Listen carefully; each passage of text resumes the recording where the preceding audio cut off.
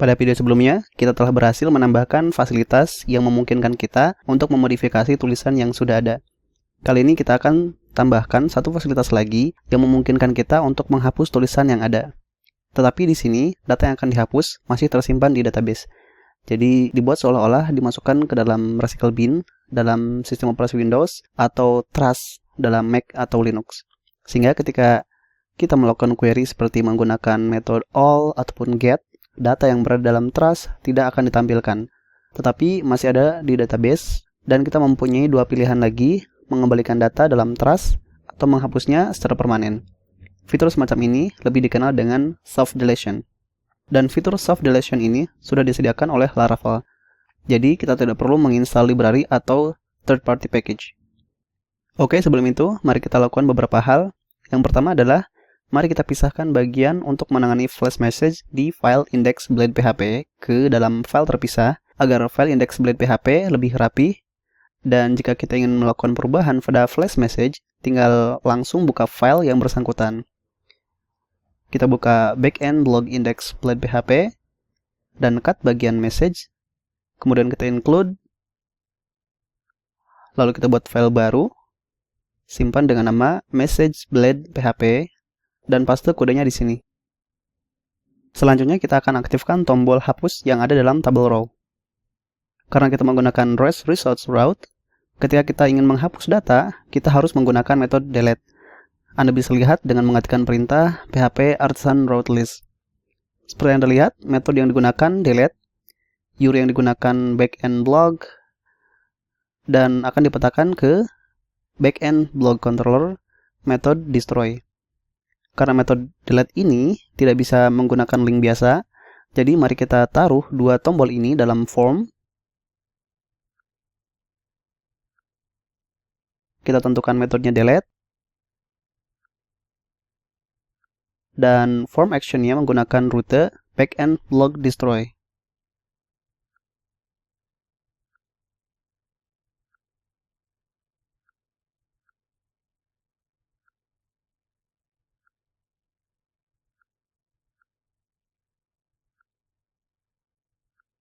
Refresh. Kemudian kita coba hapus satu baris. Dan di sini tampil halaman kosong.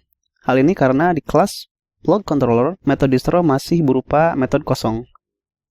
Mari kita buka file backend blog controller, kemudian kita lengkapi perintah untuk metode destroy.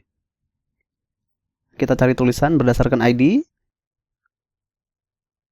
kemudian langsung kita hapus. Setelah itu, kita arahkan ke halaman blog index, dan simpan pesan ke session.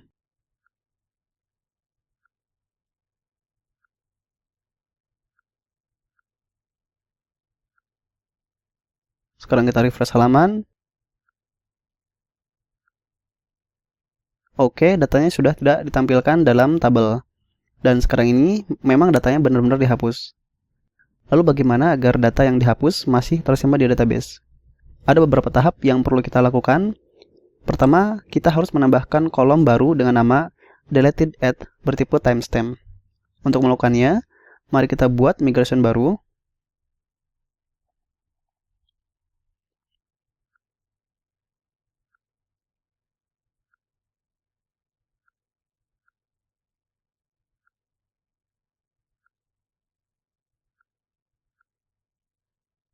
Di dalam migration yang baru kita buat, mari kita definisikan kolom baru di method app.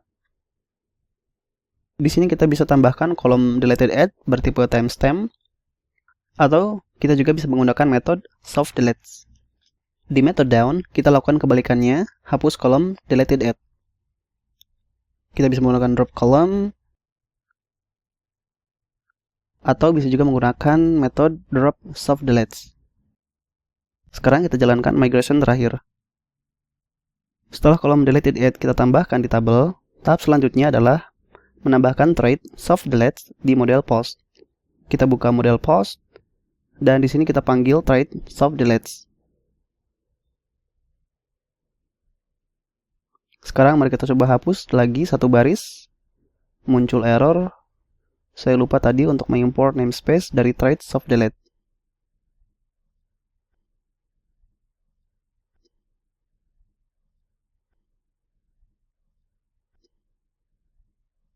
refresh. Datanya sudah tidak ada di sini. Sekarang kita lihat di phpMyAdmin. Ini dia data yang tadi kita hapus. Dia masih ada di database. Tapi di sini yang berubah adalah nilai deleted at berisi dengan waktu saat dia dihapus. Jadi Eloquent tidak akan menampilkan data yang kolom deleted at-nya tidak nul. Begitu sebaliknya. Karena data tidak benar-benar dihapus dari database, jadi mari kita modifikasi pesan setelah hapus berhasil dilakukan. Di sini kita akan taruh di session lain, misalnya trust message. Untuk nilainya bukan string tapi array. Kenapa saya buat seperti ini? Karena nantinya saya akan menampilkan link untuk mengembalikan tulisan yang barusan dihapus. Sekarang kita modifikasi bagian flash message. Kita cek jika ditemukan trust message dalam session.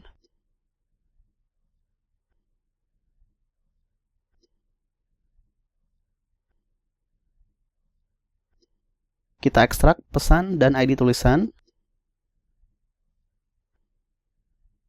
Kita tampilkan pesannya. Juga kita tampilkan link untuk merestore tulisan yang barusan dihapus.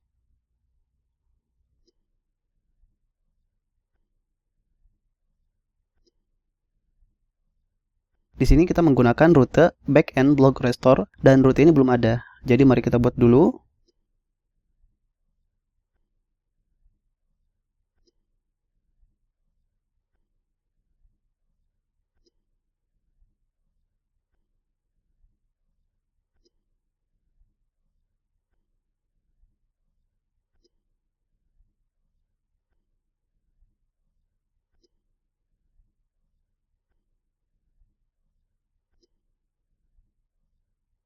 Oh ya, saya rasa metode get ini lebih cocok kita gunakan untuk mengambil data. Untuk merubah data, saya rasa lebih cocok menggunakan post, put, atau patch.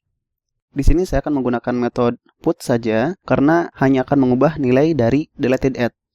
Dan karena saya menggunakan put, jadi ini kita simpan dalam form.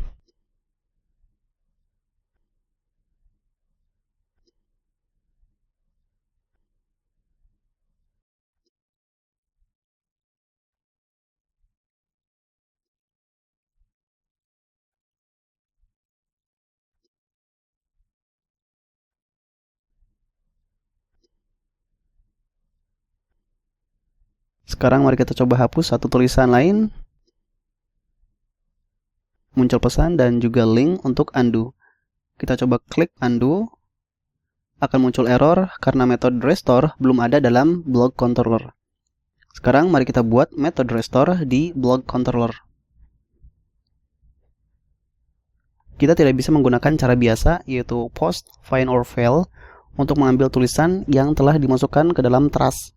Jadi kita perlu tambahkan metode onlyTrust yang artinya hanya menampilkan data yang ada dalam trust atau tong sampah, atau withTrust yang artinya menampilkan semua baik yang ada dalam trust ataupun tidak. Karena di sini kita menggunakan find or fail, jadi penggunaan onlyTrust dan withTrust hasilnya akan sama.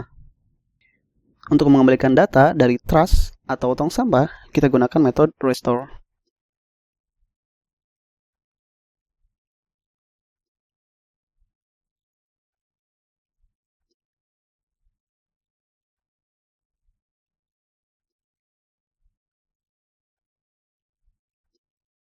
Sekarang kita coba refresh.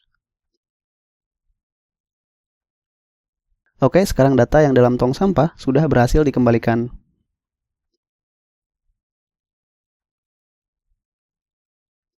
Selanjutnya, mari kita perbaiki tampilan dari tombol undo.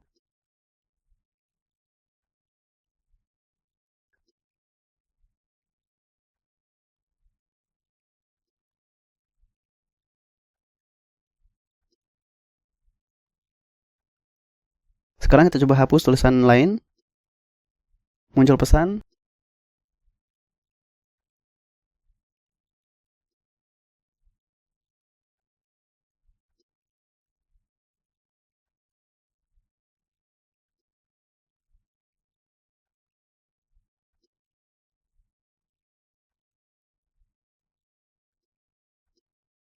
Dan link untuk undo sekarang terlihat lebih baik. Katakan kita tidak mengklik link undo. Kita refresh. Nah, sekarang bagaimana caranya kita menampilkan tulisan yang berada dalam trash atau tong sampah? Kita akan bahas di video berikutnya.